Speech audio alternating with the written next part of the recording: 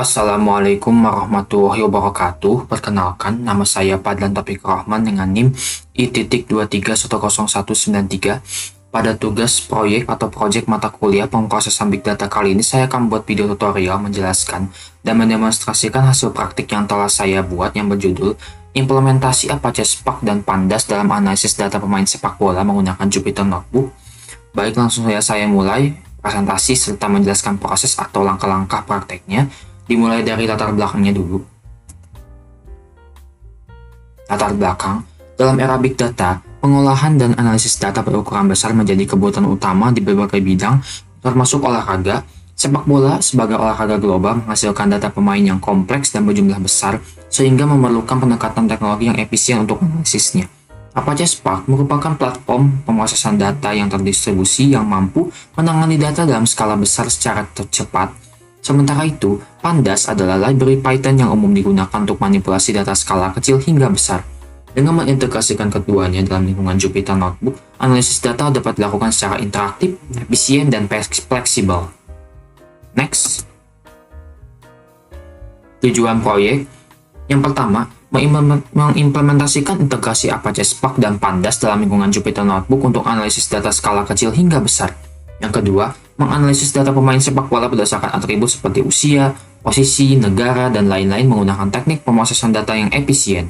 Yang ketiga, meningkatkan pemahaman dan keterampilan dalam penggunaan teknologi Big Data untuk kebutuhan analisis data nyata. Oke, next. Tools dan teknologi. Yang pertama adalah VMware, perangkat lunak virtualisasi untuk menjalankan sistem operasi lain seperti Ubuntu dalam Windows. Ubuntu, sistem operasi berbasis Linux yang digunakan sebagai lingkungan kerja untuk instalasi Spark, Pandas, dan Jupyter. Terminal Shell, antarmuka baris perintah yang digunakan untuk menjalankan perintah Linux termasuk instalasi dan konfigurasi. Selanjutnya adalah PuTTY, aplikasi SSL client yang digunakan untuk mengakses server Ubuntu secara remote dari Windows. Kemudian ada JDK, Java Development Kit, paket perangkat lunak untuk mengembangkan aplikasi Java dibutuhkan oleh Apache Spark untuk dapat berjalan. Next. Selanjutnya ada Apache Spark, framework pemrosesan Big Data yang digunakan untuk menangani analisis data dalam jumlah besar secara cepat. Kemudian ada Python dengan Pandas, bahasa pemrograman yang digunakan bersama library Pandas untuk manipulasi dan analisis data. Kemudian ada Jupyter Notebook, antarmuka interaktif berbasis web untuk menulis dan menjalankan kode Python termasuk Pandas dan Spark. Selanjutnya ada Google Chrome, yaitu browser web yang digunakan untuk membuka Jupyter Notebook. Selanjutnya ada Windows 10, sistem operasi utama yang menjalankan VMware dan seluruh alat bantu lainnya. Dan terakhir ada dataset, yaitu kumpulan data yang bisa dianalisa dalam bentuk file.csv.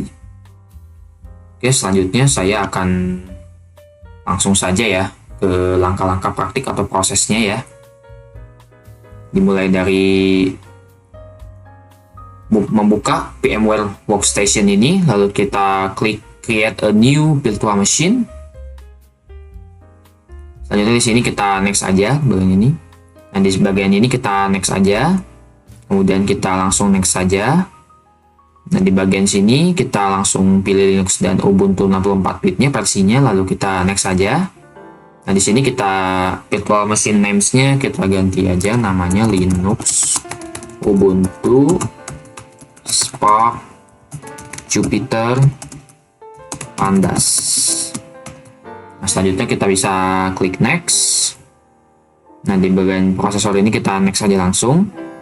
Bagian sini kita langsung next aja. Nah, selanjutnya di sini kita pilih use network address translation atau NAT, langsung aja di network IP ini. Kita next aja. Nah, di bagian ini kita langsung next saja lagi. Dan di bagian select a disk type kita langsung pilih saja yang recommended ini, langsung kita pilih next. Nah, di bagian select a disk ini langsung kita aja pilih aja create a new virtual disk, next. Nah, di bagian specific disk capacity ini kita pilih store visual disk as a single file. Kita klik, lalu kita pilih sebesar 80 GB. Nah, selanjutnya kita bisa next. Nah, langsung saja di sini next aja. Dan di sini kita customize hardware dulu. Lalu kita ke new CD DVD SATA. Lalu kita ke use ISO image file. Lalu kita klik browse. Dan kita pilih ISO-nya, yaitu Ubuntu versi 24.04.2. Kita klik open, lalu kita close lagi dan bisa finish. Nah, untuk selanjutnya, setelah seperti ini, kita langsung saja power on this virtual machine. Kita klik dan kita tunggu. Nah, di bagian ini kita langsung saja enter di try or install Ubuntu. Kita tekan tombol enter dan kita tunggu sampai prosesnya selesai.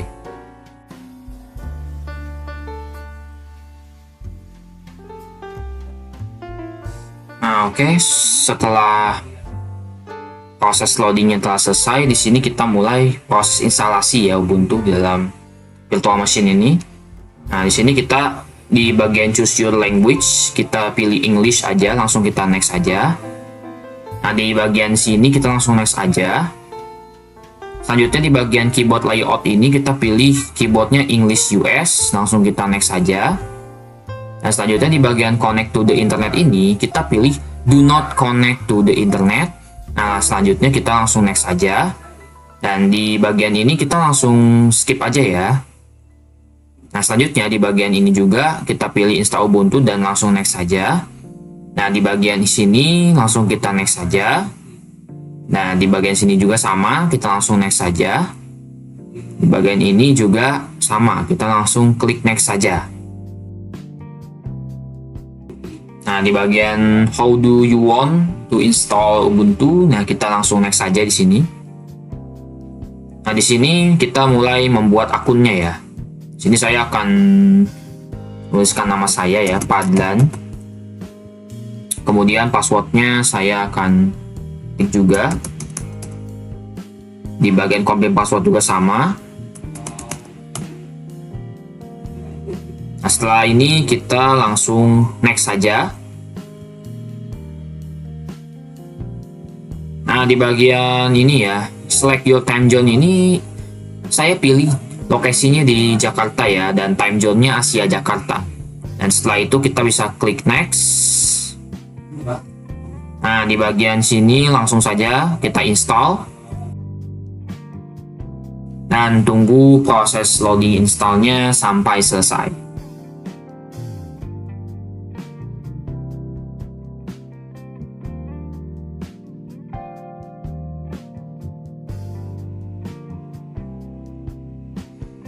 Oke, jika setelah proses instalasinya selesai, kita bisa langsung klik aja Restart Now, ini kita klik dan kita tunggu sampai nyala kembali.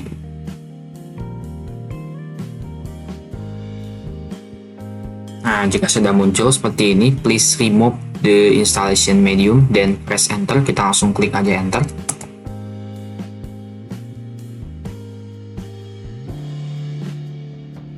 Oke, jika sudah masuk ke bagian seperti ini berarti Ubuntu-nya sudah menyala kembali ya. Proses restartnya sudah selesai dan kita langsung klik aja. Klik Padlan ini. Lalu masukkan passwordnya. Lalu kita klik tekan enter.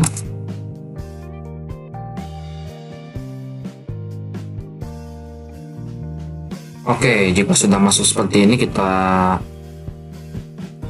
tekan sini ya, welcome ini, kita next aja langsung.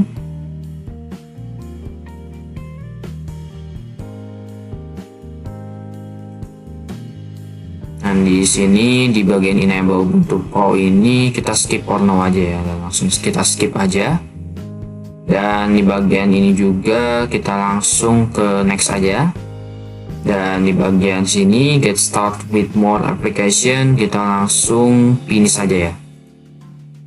Nah, seperti ini tampilan awal dari Linux Ubuntu setelah proses instalasi tadi ya. Dan sekarang saya akan ke sini, lalu ke removable device, kemudian ke network adapter, kemudian ke setting. Nah, di sini di bagian network adapternya saya akan ubah dari NAT ke custom, lalu di VMnet 0. Oke, langsung saja saya klik OK. Nah, setelah itu saya akan mulai ke terminal Ubuntu-nya ya untuk memulai instalasi OpenSSH-nya di Linux Ubuntu. Oke, kita masuk ke terminal Ubuntu. Nah, langsung saja di terminal ini langkah yang pertama yaitu update sistem terlebih dahulu ya. Nah, di sini kodenya itu adalah sudo apt update.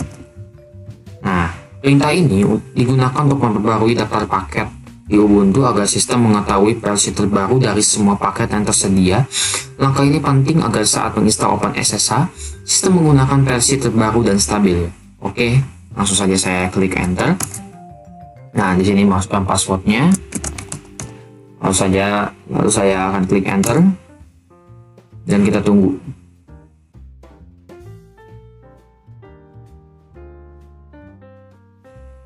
Oke, sudah selesai. Untuk langkah selanjutnya saya akan menginstal OpenSSH servernya ya. Di sini kodenya itu sintaknya itu adalah sudo apt install OpenSSH server min-y.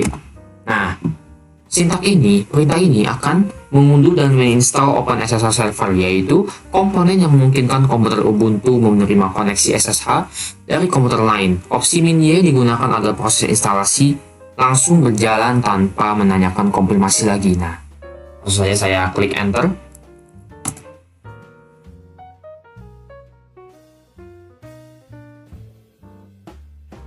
Oke, sudah selesai. Untuk langkah selanjutnya yaitu aktifkan SSH agar otomatis saat booting. Nah, untuk sintaknya seperti ini, sudo systemctl enable SSH. Nah, perintah ini memastikan bahwa layanan SSH akan otomatis aktif setiap kali komputer dinyalakan booting.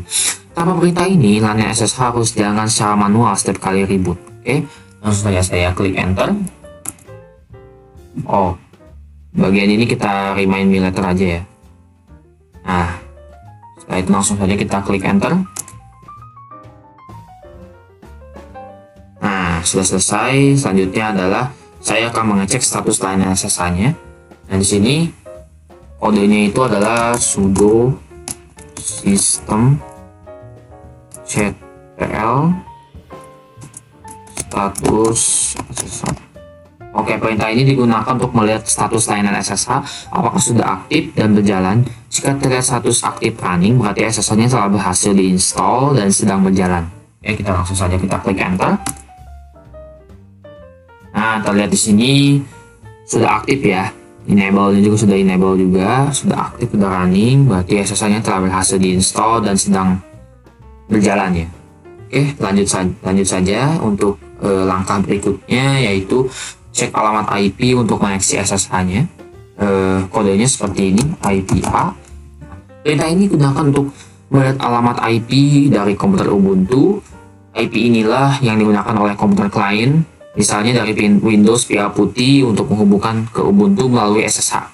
Nah, saya klik enter saja.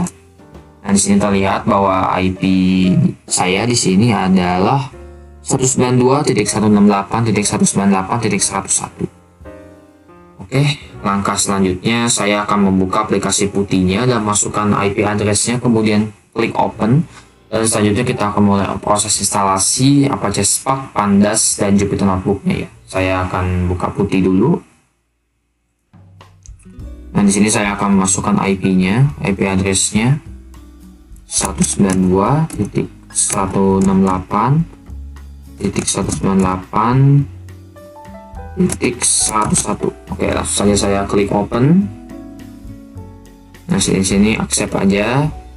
Nah, di sini loginnya sebagai Padlan. Lalu bentar. Nah, di sini diminta password, saya masukkan passwordnya. Oke. Setelah sampai sini, langkah pertama yang harus kita lakukan adalah menginstal Java-nya ya. Nah, di sini kita masukkan kodenya dulu, sudo su. Nah, Di sini tuh fungsinya masuk sebagai super user root agar bisa mengakses directory sistem seperti root. Oke, langsung saya enter. Nah, di sini minta password. Saya enter. Nah, sudah. Oke, selanjutnya saya akan masukkan kodenya ya. Kode berikutnya yaitu Oke, selanjutnya saya akan masukkan kodenya. Kode yang ini sudo apt install minye default cdk, yaitu fungsinya menginstal Java Development Kit dibutuhkan oleh Apache Spark karena Spark berjalan di atas JVM, Java Virtual Machine. Oke, langsung saja saya copy sintaknya, kemudian saya paste, lalu saya langsung tekan enter. Dan kita tunggu prosesnya sampai selesai.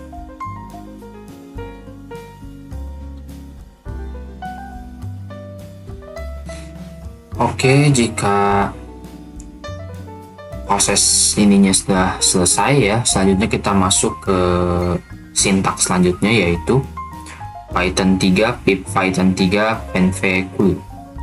Nah, ini di sini kode yang ini. Ini apt install Python 3 pip Python 3 penvcool. Ya, fungsinya untuk menginstal PIP untuk instalasi Python package, penv untuk membuat virtual environment, dan cool untuk transfer data jika diperlukan. Selanjutnya kita langsung saja copy ini, copy sintaknya, kemudian kita pastekan, lalu kita enter saja. Langsung saja yes.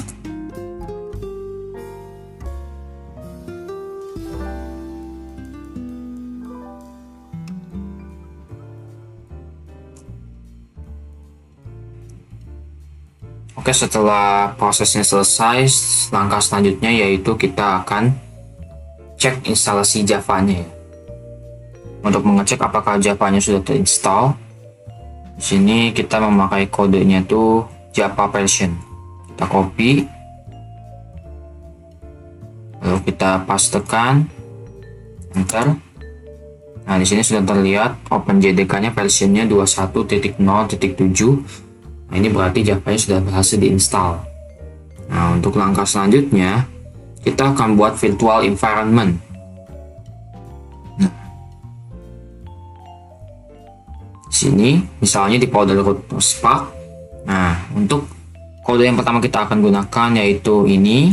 Nah, ini fungsinya mkdlp root Spark ini yaitu membuat folder kerja utama untuk proyek. Nah, ini kita copy saja. Lalu kita pastekan, lalu langsung saja kita enter. Nah, selanjutnya saya akan gunakan kode cd root spark.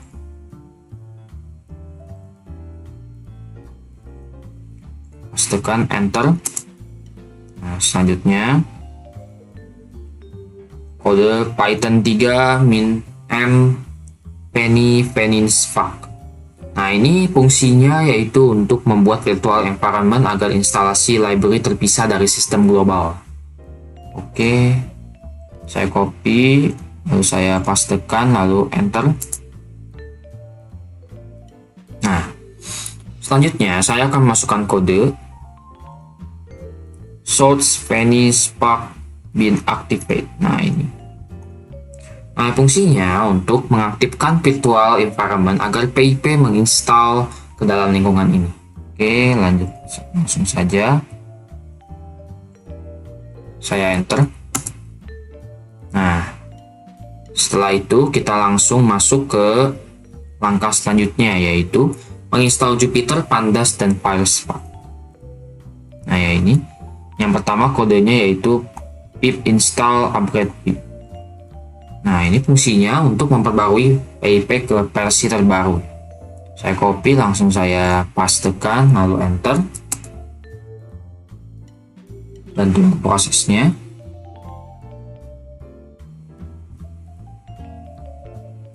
Nah, setelah selesai, lanjut. Kita akan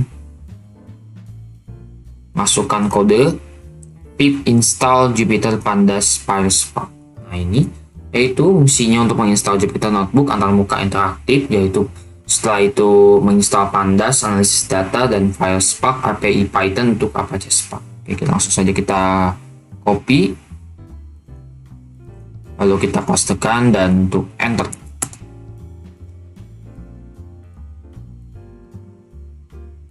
Nah, dan kita tunggu proses downloadnya sampai selesai. Total ukurannya 434,1 MB. Oke, kita langsung tunggu saja ya.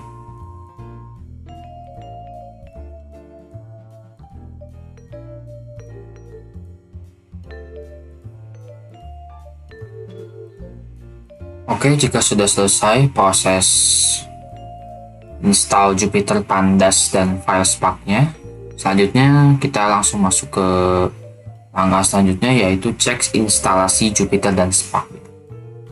Di sini saya memakai kode Jupyter Notebook version. Kita copy aja.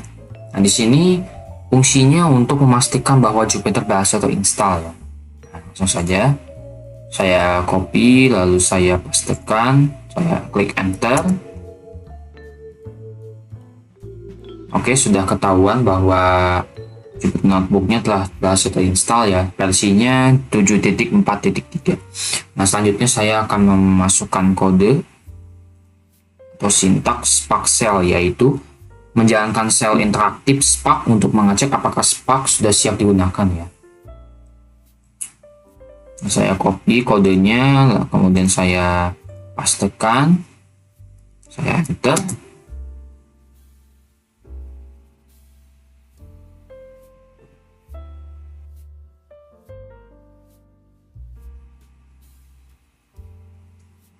Oke, di sini terlihat bahwa Spark-nya sudah berhasil diinstal ya, dan sudah berjalan juga dan siap digunakan. Nah, di sini kita langsung saja masuk ke langkah selanjutnya ya. Kita Ctrl C dulu. Nah, kemudian langkah selanjutnya yaitu membuat file konfigurasi Jupyter. Nah, di sini generate config. Nah, di sini kodenya ini Jupyter Notebook generate config yang fungsinya untuk membuat file konfigurasi default Jupyter. Langsung saja kita copy ininya, kode atau sintaknya, lalu kemudian kita pastekan, klik enter. Nah, sudah selesai. Selanjutnya kita akan memasukkan kode nano ini ya. Nah, ini untuk mengedit file config-nya ya. Jadi kita langsung saja copy dulu. Nah, ini fungsinya untuk mengedit file konfigurasi agar Jupyter dapat diakses secara remote, port di custom, dan lain-lain ya. Nah, langsung saja pastekan, lalu klik enter. Nah, di sini langsung saja saya scroll ke bawah ya, paling bawah.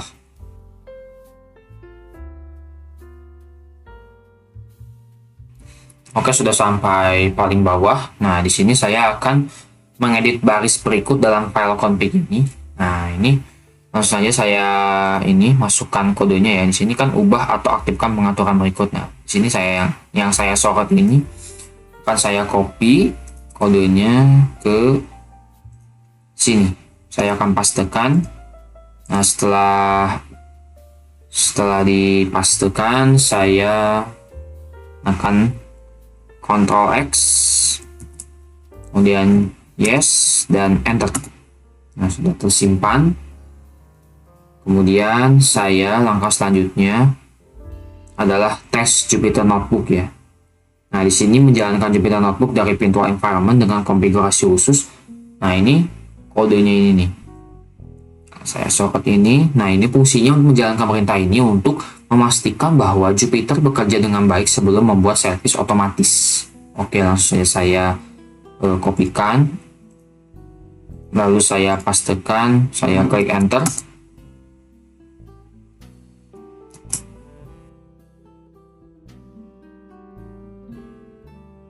Oke, setelah selesai, langsung saja kita lanjut ke langkah selanjutnya, yaitu buat servis sistem MD agar otomatis jalan saat reboot. Oke, ini dia kodenya. Langsung saja saya ini ya, saya copy dan pastekan ya.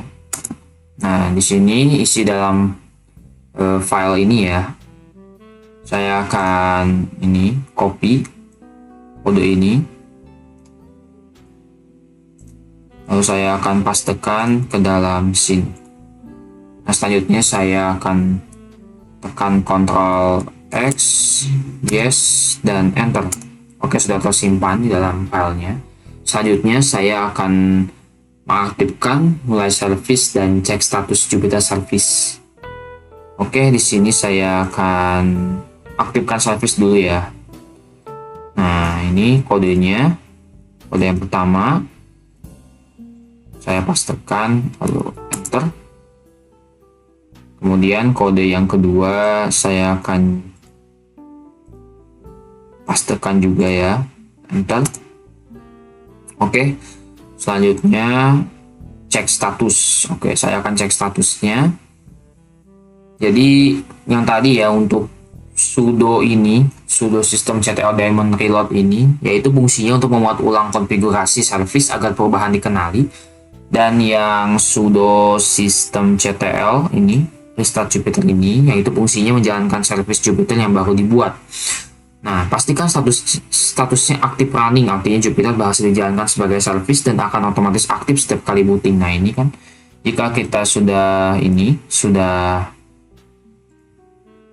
menjalankan kode ini ya.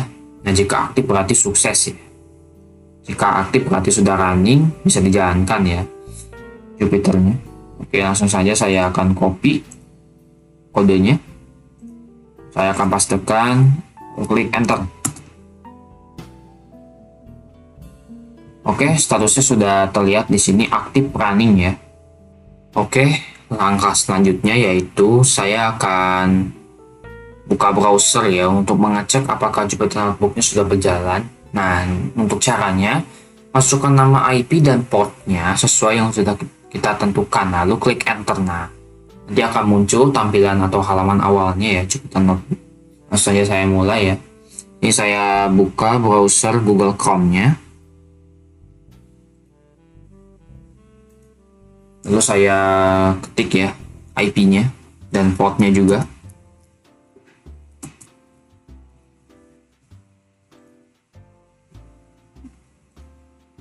Sini IP-nya terlihat ya. 192.168.198.101. Oke.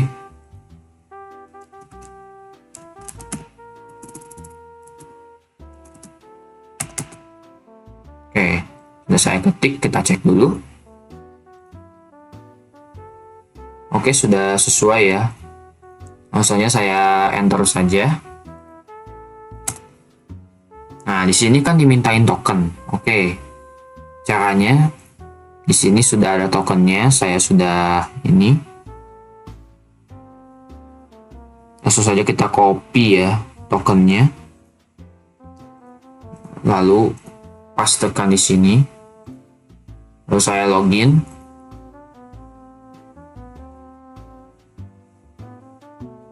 Dan seperti ini tampilan awal dari Jupyter Notebook.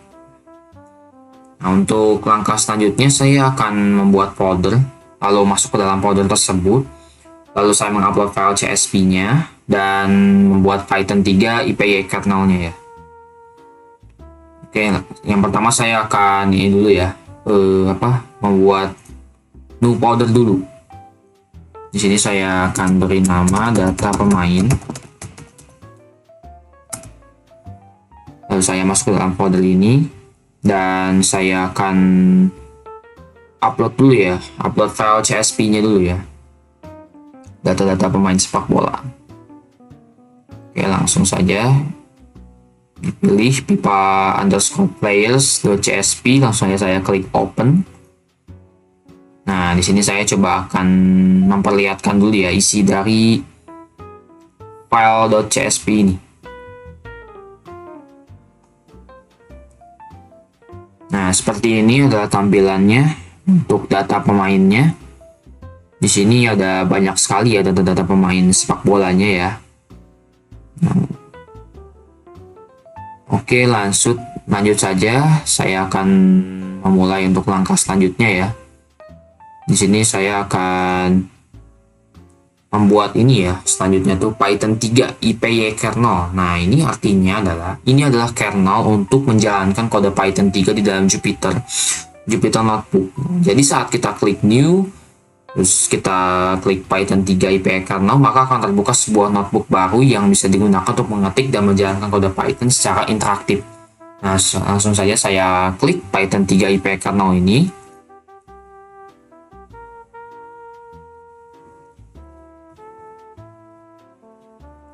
Oke, sudah masuk. Kita isi di sini aja namanya ya. Namanya yaitu nama ininya player. Oke, kita klik rename. Nah, untuk selanjutnya, langkah selanjutnya yaitu saya akan mencoba beberapa percobaan kode yang akan saya jalankan ya. Yang pertama yaitu menampilkan 5 pemain pertama ya. Nah, di sini saya sudah menyiapkan kodenya juga. Langsung saya copy, lalu pastekan ya di sini. Nah, setelah itu saya akan running. Nah, sudah terlihat di sini ada nama-nama seperti Messi, Eriksen, Pogba, Insigne, dan Koulibaly. Ini adalah 5 pemain pertama yang saya munculkan. Nah, selanjutnya kode yang berikutnya yaitu menampilkan pemain yang berumur di bawah 35 tahun. Oke, saya akan coba ini ya. Jalankan ya, ini copy dulu. Lalu saya akan Ctrl V. Dan saya akan running, dan hasilnya seperti ini. Untuk pemain yang di bawah 35 tahun ya, ada Messi, Eriksen, Pogba, Insigne, Koulibaly. Dan untuk di data 17.000 ini ya, data yang paling terakhir ini sini ada McKenzie, Sivlak, Bekema, Alyami, dan Junior Brumado. Oke, selanjutnya kode yang selanjutnya akan saya jalankan yaitu menampilkan 10 pemain teratas dengan rating terbaik ya. Nah, di sini. Saya akan coba untuk ini ya, menjalankan kode ini.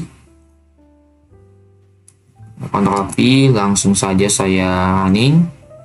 Dan inilah 10 pemain terbaik ya, ratingnya yang paling tinggi. Yaitu ada Messi, Eriksen, Pogba, Insigne, Koulibaly, Virgil van Dijk, Mbappe, Aguero, Neuer, dan Cavani. Di sini ada datanya seperti nama pemain, umur, negara, value euro, dan ratingnya, overall rating. Oke, yang terakhir saya akan coba yaitu menampilkan hanya pemain yang berasal dari negara Argentina. Oke, saya coba dulu ya. Oke, langsung saya pastekan ya. Dan saya running. Nah, ini sini sudah muncul nama-namanya seperti Messi, Aguero, Dybala, Higuain, Cardi. Dan di data yang paling terakhir di sini ada Franco Pasquez, Alessandro Dario Gomez, Eper Banega, Otamendi, dan Di Maria ya. Semuanya berasal dari Argentina. Coba saya kode yang memunculkan dari negara misalnya Inggris. Saya running. Nah, di sini sudah ketahuan ya, ada Jordan Henderson, Trippier, Oxlade-Chamberlain, Eric Dyer, dan Jack Woodland. Selanjutnya ada di data yang 17.000 ini ada Marcus Rashford, Kyle Walker, Dele Alli, Sterling, dan Harry Kane. Oke.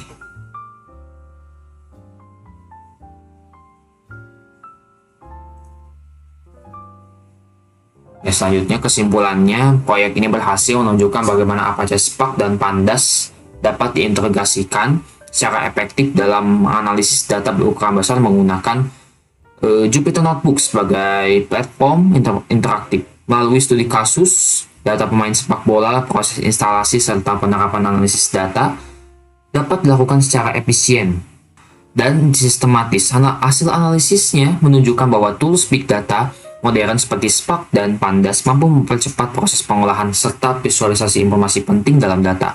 Proyek ini membuktikan pentingnya kombinasi tools tersebut dalam mendukung kebutuhan analitik data skala besar di berbagai bidang termasuk olahraga. Oke, next.